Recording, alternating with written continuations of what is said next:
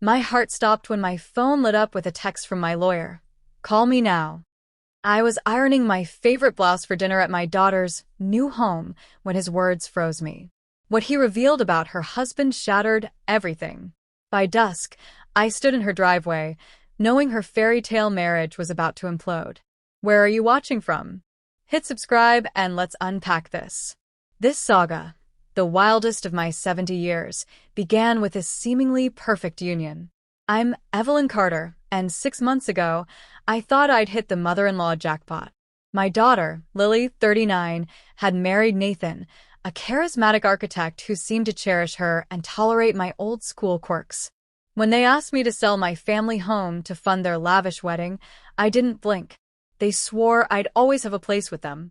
That evening, as I smoothed my sage-green blouse, Lily always said it brought out my eyes. My phone buzzed. My attorney, Paul Grayson, a steady presence since my husband's passing a decade ago, never texted after hours unless it was dire. Evelyn, brace yourself. Paul's voice was taut. It's about Nathan. He's not who he says. My cozy apartment, with its lavender walls meant to lift my lonely evenings, felt suffocating. What do you mean? I stammered. Nathan Hayes doesn't exist. Not the version Lily married. I laughed, a brittle sound. Paul, I've known him for a year. He's an architect, born in Oregon, parents gone in a fire. Paul's pause was heavy. No record of him at any firm, he claimed. My investigator dug into him for your trust updates. Evelyn, get to Lily's, don't call ahead. Driving to their upscale Portland bungalow, my hands trembled. I'd embrace Nathan, maybe too warmly.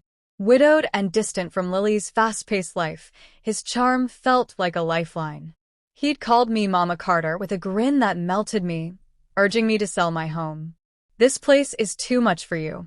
Now, he'd said over tea, his blue eyes earnest. The area's not safe anymore. Help us kick off our life, and you'll be closer. Family dinners all the time. I'd sold my 40-year home, where I'd raised Lily, for $60,000, giving $40,000 for their $52,000 wedding. Seeing Lily glow under chandeliers made it seem worth it. Now, doubt not. Their home gleamed, all Nathan's sleek modern taste. No trace of Lily's quirky art or her dad's old telescope. She greeted me, oblivious, her hug warm but weary. Mom, you're early. Nathan's grilling salmon. Nathan's smile was perfect, but his eyes flickered. Dinner prep felt staged, his charm too polished. I caught Lily's strained look. Exhaustion.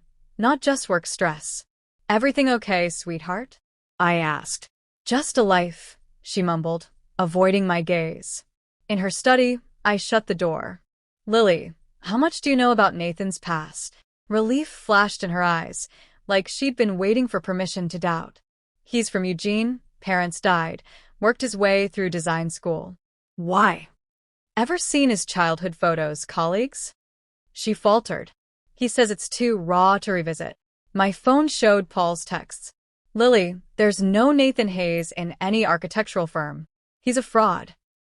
Her face crumpled. He gets client calls, but always privately. Nathan's voice called for dinner. His cheer felt hollow.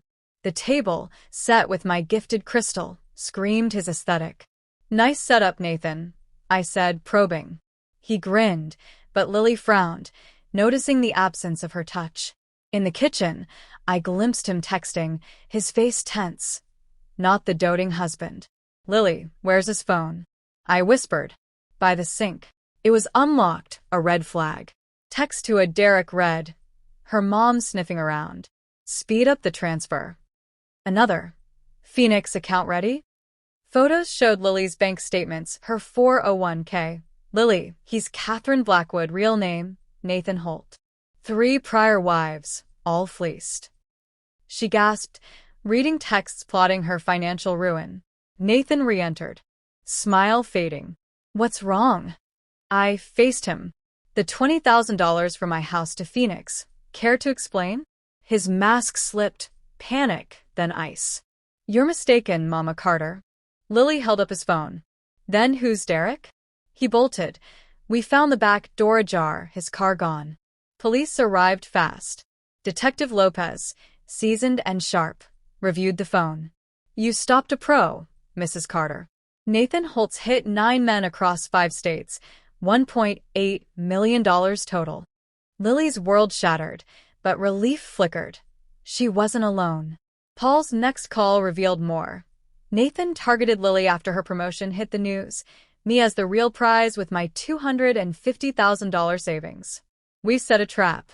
I texted Nathan via a fake colleague, playing the worried mother-in-law. He bit, meeting me at a Portland cafe, hair dyed, story spun. Lily's paranoia drove him off. I played along until Detective Lopez cuffed him mid-lie. Nathan Holt, fraud, identity theft. His glare was venom, but I felt free. 6 months later, Lily and I sipped tea on my new cottage porch. Nathan faced 7 years. We'd recover 50% of the funds. I donated $30,000 to a fraud victim fund. You're not stupid, Lily, I said. You loved. She smiled, healing. My strength, reborn, reminded me Evelyn Carter could face any storm.